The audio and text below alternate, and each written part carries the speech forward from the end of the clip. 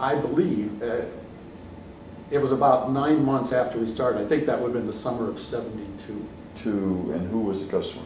First one went to, did that go to, it either went to El Rancho Markets in Huntington Beach or an Alpha Beta store in Southern California, Okay. as I recall. Okay. I should know, we didn't have any field support people. I came back from skiing up in Tahoe on Thanksgiving and flew to Southern California to do the installation. How more expert can the installer be? Yeah, well, the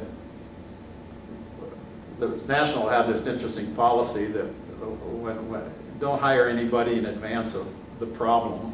Wait till the problem gets there and you're sure that it's a real problem, then you hire them. Okay. If you don't have a problem, you don't have a problem. No. So Dave and I and Hackman and a lot of the guys did the first installation. Okay. And that was a good experience. It gave you a much better feeling for the customer base you were dealing with. And How well was it accepted? the system? Yeah. The system was always well accepted. People loved it. I mean, first of all, our whole philosophy, you know, none of us were experts in the market, and we knew that, and we would listen very carefully.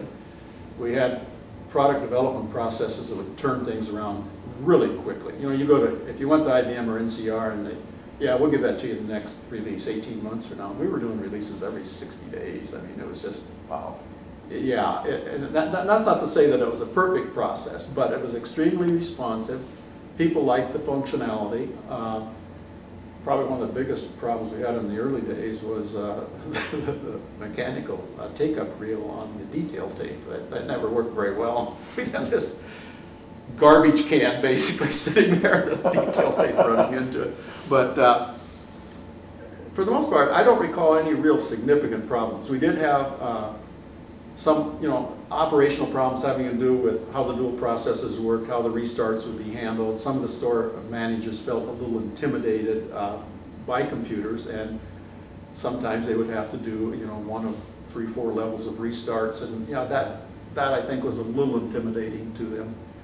And plus, probably the number of restarts we did on the, you know, the first units was a little higher than it would have ended up as the product matured. Sure. The restart, there were different kinds of restarts. It wasn't just push a button and whatever happens, happens. No, because we tried to be, I mean, the most extreme restart is also the safest one to do. It resets everything, but that means all customer orders and process have to start over from the beginning. So, right. So what we tried to do is set levels of restart to minimize the impact of the customer.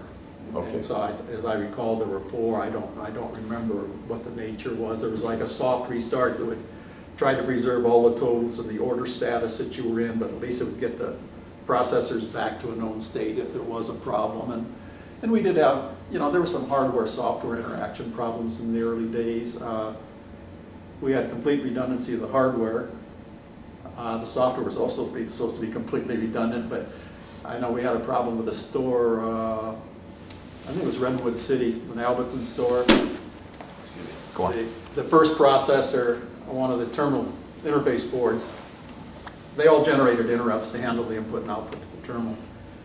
And it generated a constant interrupt. So the first processor was sitting there constantly servicing this interrupt routine. The second processor said, we're in trouble here, it's time for me to take over. It took over, inherited the constant interrupt problem, and it died. So it didn't take long to fix it. We looked at it and said, oh, okay, we'll cut the interrupt traces. We won't use interrupts anymore, and we just changed the software to pull the I/O periodically, and then we never had that problem again. But